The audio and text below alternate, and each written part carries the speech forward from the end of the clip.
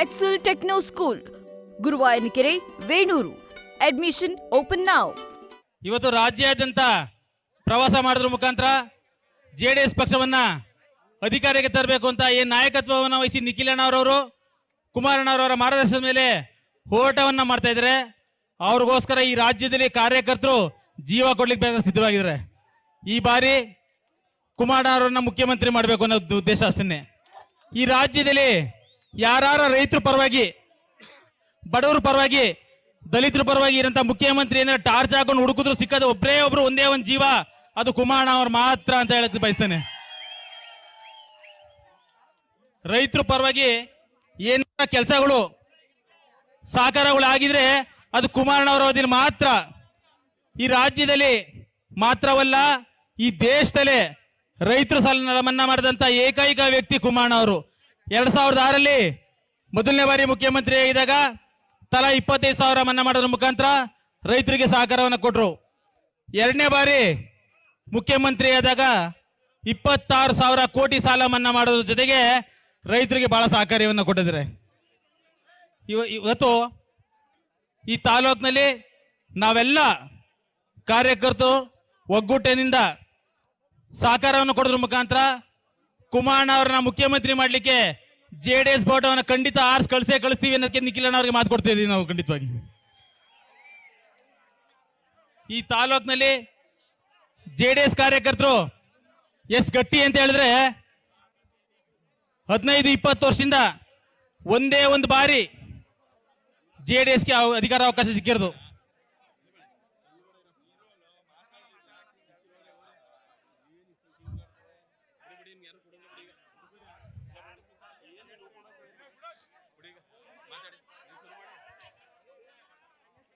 ಏನು 20 ವರ್ಷದಿಂದ ಈ ರಾಜ್ಯದ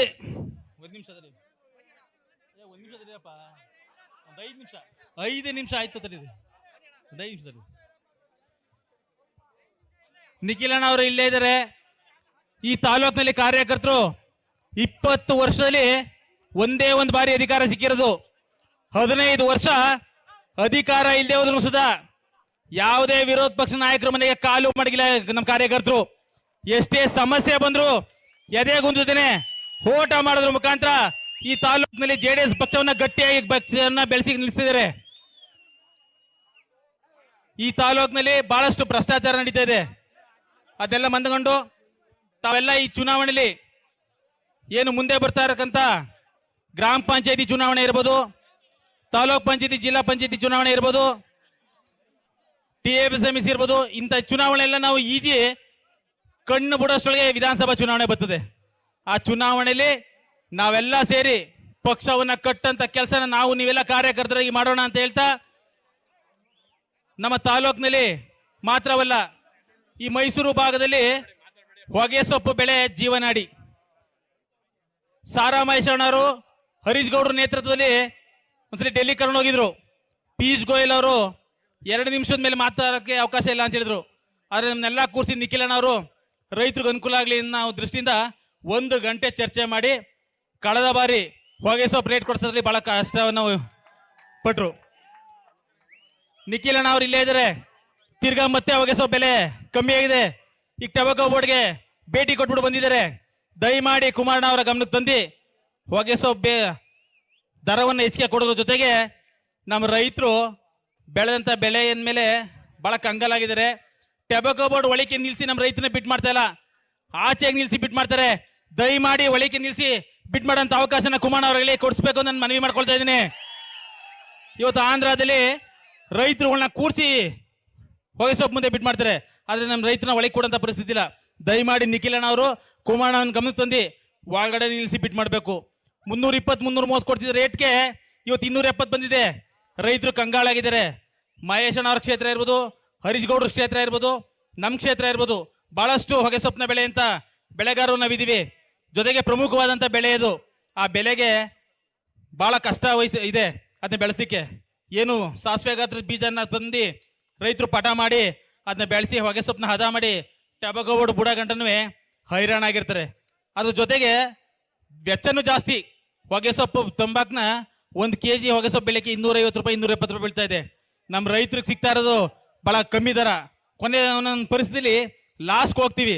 ಆದ್ರಿಂದ ರೈತರನ್ನ ಮಂದಲ್ಲಿ ಇಟ್ಕೊಂಡು ನೀವು ದಯಮಾಡಿ ಕುಮಾರಣ್ಣ ಅವ್ರಿಗೆ ಹೇಳಿ ಹೊಗೆ ಸೊಪ್ಪು ದರವನ್ನು ಕೊಡಿಸೋದ್ರ ಮುಖಾಂತರ ಎಲ್ಲ ಬೆಳೆಗಳು ಸುಧಾ ಪಾತಾಳಕ್ಕೆ ಇಳಿದಿದೆ ಇವತ್ತು ನಾವು. ಆದ್ರಿಂದ ರೈತರಿಗೆ ಅನುಕೂಲ ಆಗಬೇಕು, ರೈತರಿಗೆ ಮುಂದಿನ ದಿನ ಒಳ್ಳೇದಾಗಬೇಕು ಅಂದ್ರೆ ಯಾರು ಮುಖ್ಯಮಂತ್ರಿ ಆಗಬೇಕು? ಕುಮಾರಣ್ಣ ಅವ್ರನ್ನ ಮುಖ್ಯಮಂತ್ರಿ ಆಗೋ ತನಕ ನಾವ್ಯಾರು ಮಲ್ಕೊಳ್ಳಂಗಿಲ್ಲ. ಚುನಾವಣೆ ಕಾವಾಗಲೇ ಶುರುವಾಗಿದೆ. ನಾವು ನೀವೆಲ್ಲ ಸೇರಿ ಹೋರಾಟವನ್ನ ಮಾಡೋಣ. ಇವತ್ತು ರೈತರು ನಮ್ಮ ತಾಲೂಕಿನ ಪ್ರತಿಯೊಬ್ಬ ಕಾರ್ಯಕರ್ತನಿಗೂ ಬಹಳ ಹಿಂಸೆ ಆಗ್ತಾ ಇದೆ. ನೀವು ಮೊನ್ನೆ ನೋಡಿದ್ರಿ ಪೇಪರಲ್ಲಿ, ಒಬ್ಬ ಪ್ರೈಮರಿ ಸ್ಕೂಲ್ ಮಾಸ್ಟ್ರು ಇಬ್ಬರನ್ನ ಬರೀ ನಮ್ಮ ಜೊತೆ ಒಂದು ಫೋಟೋ ತೆಗೆಸ್ಕೊಂಡ್ರು ಯಾವುದೋ ಒಂದು ಕಾರ್ಯಕ್ರಮದಲ್ಲಿ ಅಂತ 3 ಬಾರಿ ಸಸ್ಪೆಂಡ್ ಮಾಡಿದ್ದಾರೆ.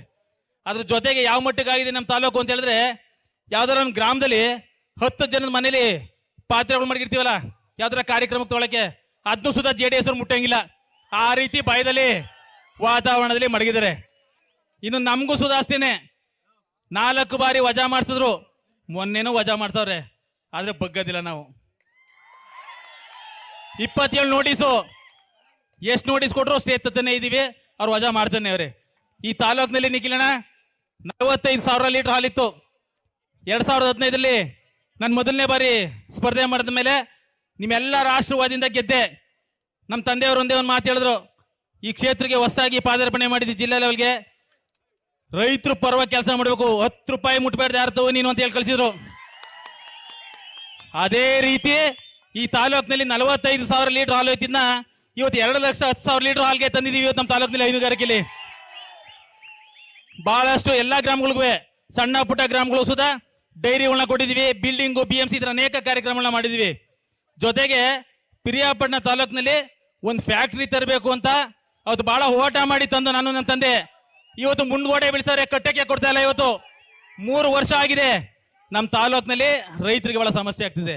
ಜೊತೆಗೆ ನಾನು ಅಧ್ಯಕ್ಷ ಆಗಿದಾಗ 3.25 ವರ್ಷ ಅವಧಿಲಿ 3 ವರ್ಷ 36 ರೂಪಾಯಿ 1 ಲೀಟರ್ ಹಾಲ್ಗಿತ್ತು. ಇವತ್ತು ರಾಜ್ಯ ಸರ್ಕಾರದ ಮುಖ್ಯಮಂತ್ರಿಗಳು 1 ಲೀಟರ್ ಹಾಲ್ ದರನ 9 ರೂಪಾಯಿ ಜಾಸ್ತಿ ಮಾಡ್ಬಿಟ್ಟು ಈ 9 ರೂಪಾಯಿ ಜಾಸ್ತಿನೂ ರೈತರಿಗೆ ಕೊಡ್ತೀವಿ, ಯಾವುದೇ ಕಾರಣಕ್ಕೂ ಒಕ್ಕೂಟಗಳು ಕೊಡೋದಿಲ್ಲ ಅಂತ ಹೇಳಿದ್ರು. ಇವತ್ತು 36 ರೂಪಾಯಿ ಇದೆ. ನಮ್ಮ ರೈತರು ಯಾರು ಸೌಂಡೇ ಮಾಡ್ತಾ ಇಲ್ಲ. ಇವತ್ತು 36 ರೂಪಾಯಿ 1 ಲೀಟರ್ ಹಾಲು ನಮ್ಮ ರೈತರು ಯಾರು ಕೇಳ್ತಲ್ಲ. ನಾವೇನಾರ ಕೇಳಕ್ ಹೋದ್ರೆ ನಮ್ಮನ್ನ ವಜಾ ಮಾಡ್ತಾರೆ.